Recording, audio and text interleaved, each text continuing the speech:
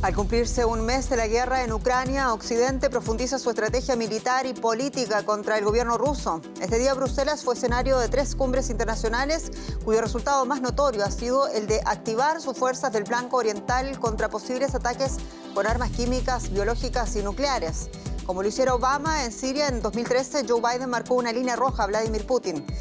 Soy Jenny Pérez, aquí en Berlín. Destacamos un mes de guerra en Ucrania y el balance incluye miles de muertos, millones de desplazados y refugiados.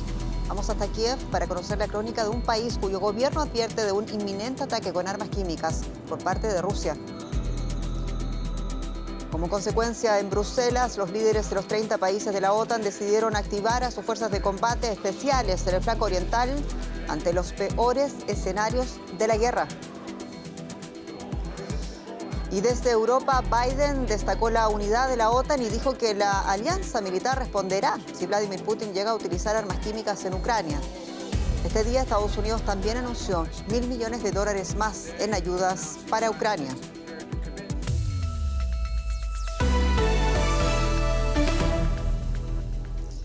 Un mes desde que Rusia inició su invasión en Ucrania, miles de muertos, millones de refugiados, ciudades enteras de un país reducidas a cenizas y un reorden internacional con consecuencias económicas aún impredecibles.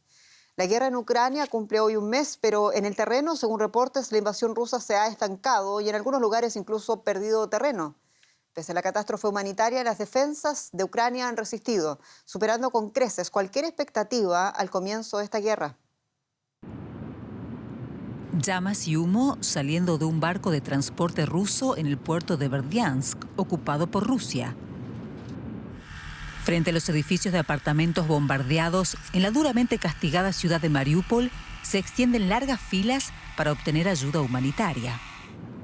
A un mes de iniciada la guerra de Rusia en Ucrania, todos los días están llenos de imágenes que hace solo unas semanas eran difíciles, si no imposibles, de imaginar en la Europa moderna. En Kiev, el sol brillaba y por ahora no caían bombas. Los ucranianos se han unido como nunca antes, tal vez. Esto me hace muy feliz. Y los rusos cometieron un gran error al atacar nuestro país, nuestra tierra. Morderemos sus gargantas. Es nuestra patria. La moral está tan alta como el primer día y lo seguirá estando hasta el último día, el día de la victoria. Seguimos decididos. Ucrania ha demostrado resiliencia, pero los continuos bombardeos, los cadáveres en las calles y el vivir en los refugios antiaéreos con limitada o ninguna calefacción pasa factura incluso a los más valientes.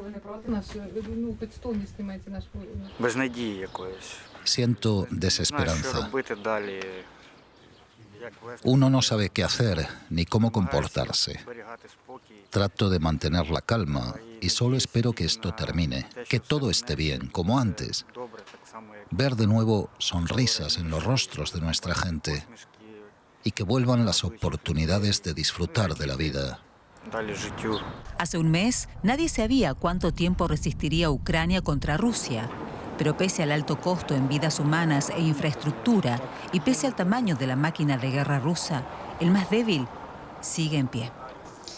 Un mes de guerra en Ucrania, ¿cuánto se ha perdido? Pocos periodistas siguen aún en Kiev, la capital que se prepara para el que podría ser un ataque a gran escala de Rusia. Y Nicolás Castellano, periodista, está con nosotros desde Kiev ahora mismo.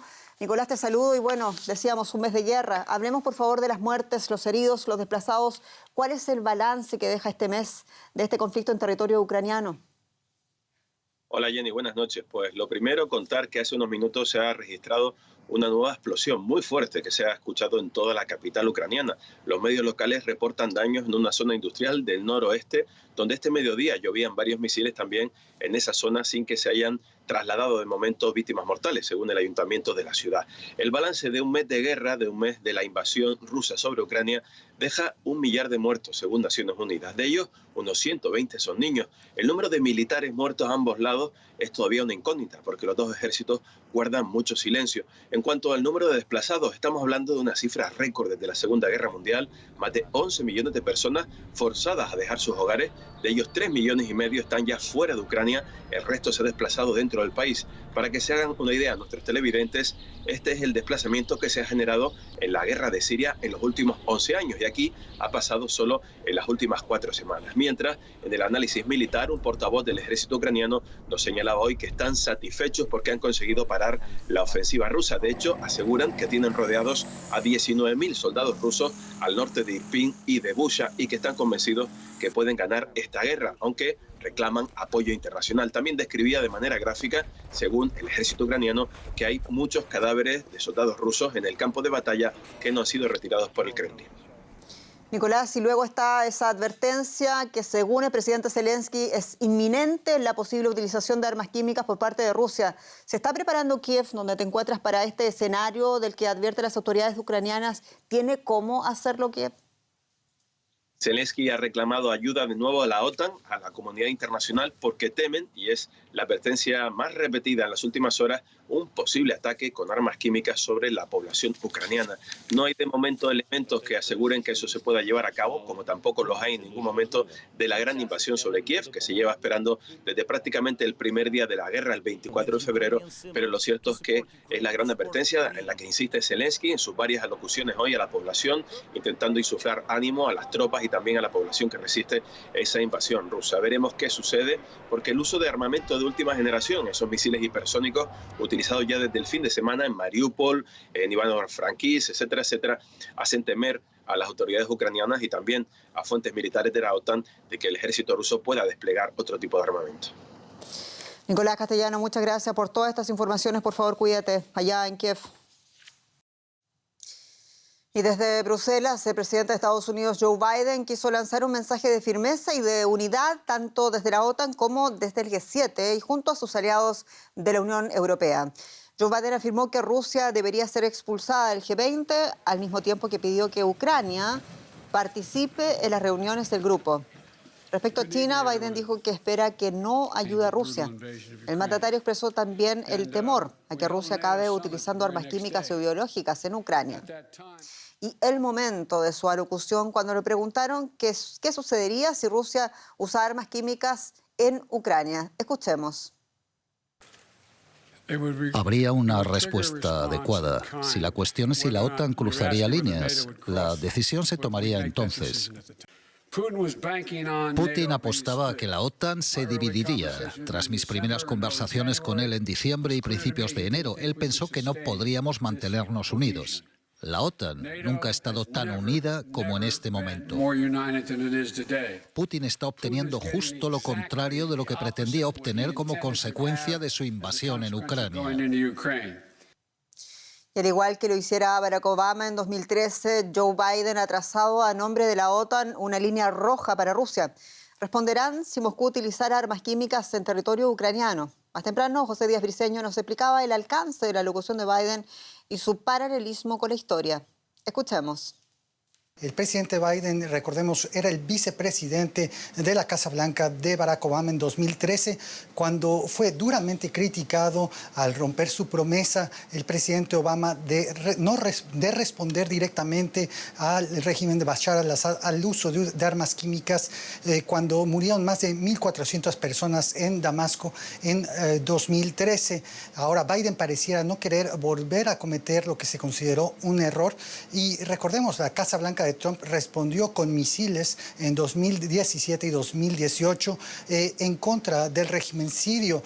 Esto habla también de un nuevo nivel de escalamiento de un conflicto en el que Estados Unidos en principio no busca involucrarse en suelo ruso. A todo esto, José, más temprano la Casa Blanca anunciaba más sanciones personales e institucionales contra Rusia. ¿Cuántos se esperan van a complicar estos nuevos castigos al entorno más cercano de Vladimir Putin?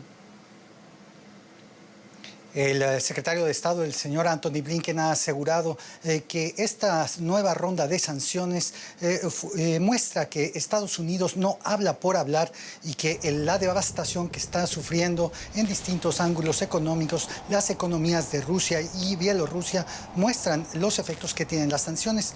Y sin embargo, es en el área más cercana al presidente Putin, con los oligarcas y los miembros de su gobierno, donde bien se dice podría podría tener todavía más influencia directa debido a que hay personajes sancionados que van desde multimillonarios como Gennady Timochenko, que hoy fue sancionado, incluyendo además también al presidente del banco Sberbank, Hermann Gref, pero incluso también hijos de algunos de los oligarcas que directamente el presidente Putin ha de alguna manera referidos a ellos por buscar un tipo de vida occidental. Para los estadounidenses, más del 80% de ellos, de acuerdo con una encuesta de Fox, creen que el camino de las sanciones es el camino a seguir por parte de Estados Unidos. José Díaz, muchas gracias en Washington. Y la Unión Europea, el G7 y la OTAN no solo se reunieron para enviar un mensaje unificado al Kremlin, sino también para imponer y reforzar las sanciones a Moscú. Biden pidió que Rusia sea eliminada del G20. El día comenzó en la sede de la OTAN, donde más allá de los apretones de manos, las fotografías y la muestra de unidad, los 30 líderes de la Alianza Transatlántica también reafirmaron su apoyo a Ucrania. Hoy los líderes aliados acordaron brindar más apoyo a Ucrania para ayudar a defender su derecho fundamental a la autodefensa. Los aliados también están equipando a Ucrania con suministros militares esenciales, incluidos sistemas antitanques y de defensa aérea, y drones que están demostrando ser muy efectivos, así como una importante ayuda financiera y humanitaria. Para Moscú, prometieron más castigos y aislamiento. También anunciamos nuevas sanciones a más de 400 personas y entidades en conjunto con la Unión Europea, más de 300 miembros de la Duma, oligarcas y empresas de defensa rusas que alimentan la maquinaria de guerra rusa. Después de la OTAN, fueron los líderes del G7 los que anunciaron que restringirán el uso del oro por parte del Banco Central ruso. Los principales productores de trigo, Canadá y Estados Unidos, dijeron que aumentarían sus exportaciones para minimizar la inminente crisis mundial de seguridad alimentaria causada por la invasión de Rusia a Ucrania. Luego vino la cumbre de la Unión Europea. Joe Biden quiere que sus homólogos europeos ejerzan más presión sobre Rusia, especialmente en lo que se refiere a sanciones en el sector energético. Por su parte, la administración de Biden puso fin a las importaciones de energía desde Rusia, una decisión que Polonia y los países bálticos quieren que también asuma la Unión Europea. Una propuesta que ha sido rechazada por otros Estados miembros, especialmente aquellos cuyas economías dependen en gran medida del gas ruso, entre ellos Alemania, cuyo canciller advirtió que una prohibición energética rusa dirigiría a su país y a Europa hacia una recesión. Los líderes de la Unión Europea están de acuerdo en negociar con Biden la compra de gas natural licuado estadounidense. Nos encontramos ante un nuevo capítulo para nuestros socios energéticos. El gas natural licuado desde Estados Unidos a los Estados miembros reemplazará el gas ruso que recibimos ahora, un importante paso hacia adelante. A 1000 kilómetros de Bruselas, la guerra continúa en Ucrania. Desde Kiev, la capital, Volodymyr Zelensky envió un mensaje al mundo. La guerra continúa, los actos de terror contra las vidas pacíficas de los civiles continúan. Ya ha pasado un mes, un largo tiempo, una situación que no solo me parte el corazón, sino el de todos los ciudadanos ucranianos y el de cada persona libre en este planeta. Por eso les pido manifestarse en contra de esta guerra. De regreso a Bruselas, todos aquí saben que no será suficiente la solidaridad para hacer frente a la peor crisis hasta ahora, desde la Segunda Guerra Mundial. Y mientras tanto, como no, más presión hacia Rusia. Detalles con Rosa Casals. Bienvenida. Así es, Jenny. Tú lo has dicho. Los líderes occidentales aumentan la presión sobre Rusia. El G7, el grupo de las economías más avanzadas, ha adoptado nuevas sanciones. Los líderes del G7 y de la Unión Europea acordaron este jueves restringir las transacciones de oro del Banco Central de Rusia para evitar que Moscú utilice esas reservas con el objetivo de sortear las sanciones adoptadas por la comunidad internacional. Además, los líderes de Estados Unidos, Canadá, Alemania, Japón, Francia, Italia y Reino Unido prometen que buscarán alternativas a la energía rusa y apuntan directamente a los países exportadores de petróleo de la OPEP como actores clave para asegurar un suministro energético global que deje a Moscú al margen. El G7 acuerda una nueva vuelta de tuerca a las represalias contra Rusia. Ampliamos con nuestra analista financiera Ana Nieto en Nueva York. Ana, encantada de saludarte de nuevo. ¿Por qué se añade ahora el oro a las sanciones impuestas a Rusia?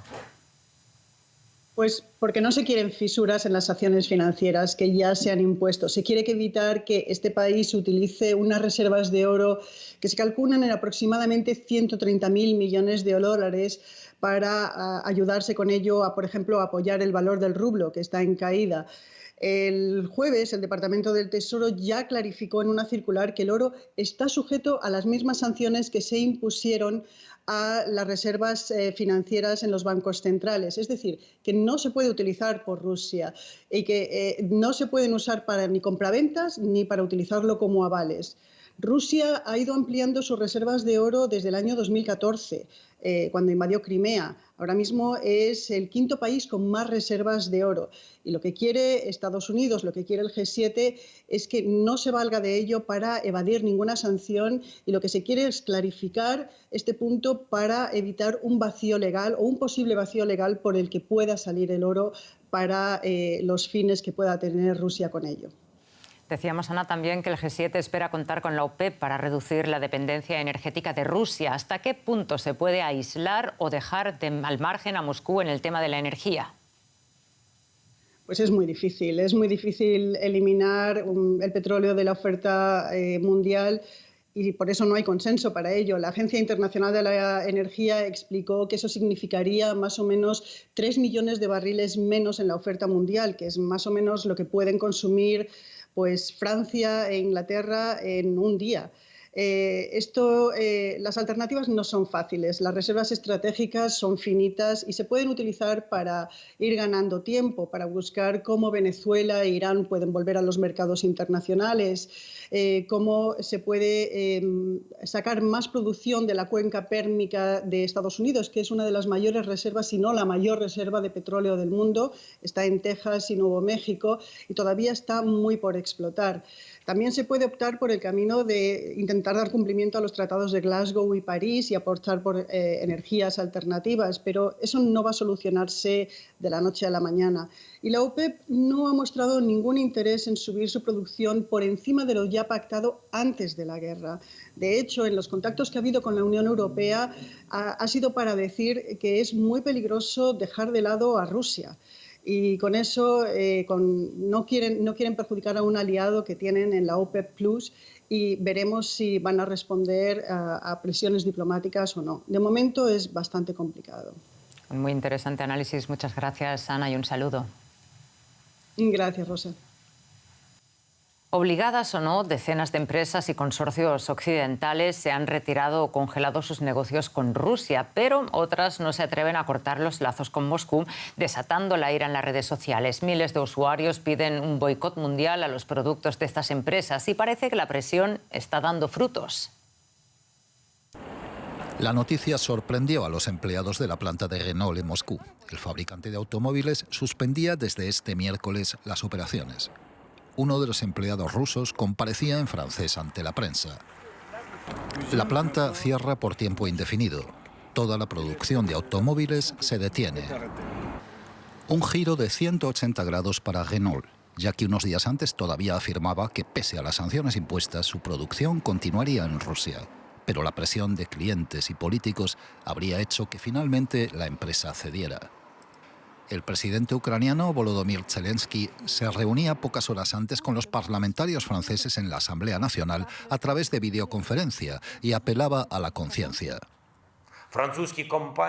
Las empresas francesas deben abandonar el mercado ruso. Renault, Auchan, Leroy Merlin y otros deben dejar de patrocinar la maquinaria bélica de Rusia. Deben dejar de financiar el asesinato de niños y mujeres, las violaciones, el robo y el saqueo por parte del ejército ruso. Es importante que todos recuerden que los valores deben prevalecer sobre los beneficios. La Universidad estadounidense de Yale publicó la denominada Lista de la Vergüenza, donde se muestran las empresas que continúan haciendo negocios sin restricciones con Rusia. En la lista se encuentran el banco suizo Credit Suisse, Deutsche Telekom y el fabricante chino de computadoras Lenovo. Algunas empresas como Nestlé y AstraZeneca defienden su participación en Rusia y luchan contra las acusaciones de colaboracionismo. Ambas argumentan que tienen la responsabilidad de proporcionar a la población rusa alimentos o medicamentos esenciales. En su intento por independizarse de la energía de Rusia, Europa y los países del G7 buscan otras posibilidades y mercados para suplir el suministro de gas y petróleo de ese país. El sector pone la mirada en Sudamérica y quién sabe si las cadenas de suministro de Occidente quizá pronto podrían incluir Argentina, Brasil y Venezuela. Plataformas petrolíferas en el Atlántico, algunos kilómetros frente a la costa de Brasil. Aquí, la semiestatal Petrobras y otras empresas internacionales extraen crudo de una capa de sal bajo el suelo marino. Una producción costosa, pero que debido al súbito incremento de los precios del petróleo, también por la guerra en Ucrania, ha vuelto a ser atractiva. Brasil podría exportar más petróleo a corto plazo. Pero esto solo puede hacerse si no hay una escasez de gasolina o de diésel en el propio Brasil. Esto significa que hay que procurar servir primero al mercado interior. Más al sur, en Argentina, se encuentran los segundos mayores yacimientos de gas por hidrofracturación. En teoría, la producción por fracking podría duplicarse con tal de sustituir al gas ruso. Pero Argentina aún no está preparada para ello.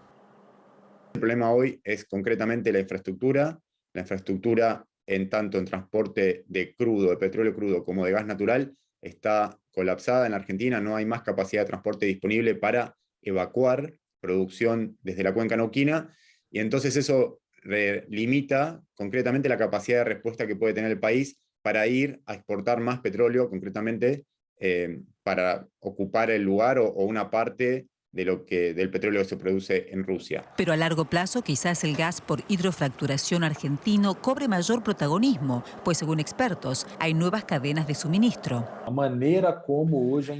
El sector del petróleo y el gas mira cada vez más a Sudamérica para sustituir sus actuales importaciones de Rusia. Las cadenas de suministro de Occidente se están diversificando y pronto podrían incluir a Argentina, Brasil y Venezuela. Brasil ya ha anunciado que aumentará su producción en un 70% en los próximos 10 años. Y a todo esto, la economía latinoamericana crecerá menos de lo previsto este año debido a los efectos negativos de la guerra en Ucrania. Según datos de la Conferencia de Naciones Unidas para el Comercio y el Desarrollo, el Producto Interno Bruto de la región repuntará un 2,3%, 3 décimas menos de lo estimado anteriormente. Pese a todo, los países exportadores de energía y materias primas se beneficiarán del auge de los precios. Es el caso de Argentina, cuya economía crecerá un 4,6%, muy por encima de la media de la región. Bueno, y vamos con otras consecuencias dramáticas de esta guerra en Ucrania, Jenny. Es así la cara más dramática. Millones de refugiados en el que se considera además el éxodo más rápido de la historia de las posguerras. Pero ¿en qué condiciones llegan los refugiados? Las autoridades advierten de la situación crítica, física y mentalmente en la que llegan los refugiados ucranianos a Europa. Padecen de crisis de pánico, de ansiedad, de traumas y lamentablemente los recursos de los países que los reciben no alcanzan. Aquí la historia. Los países fronterizos con Ucrania se han convertido en refugio para millones de personas que huyen de la guerra. Llegan a Polonia y Moldavia buscando seguridad.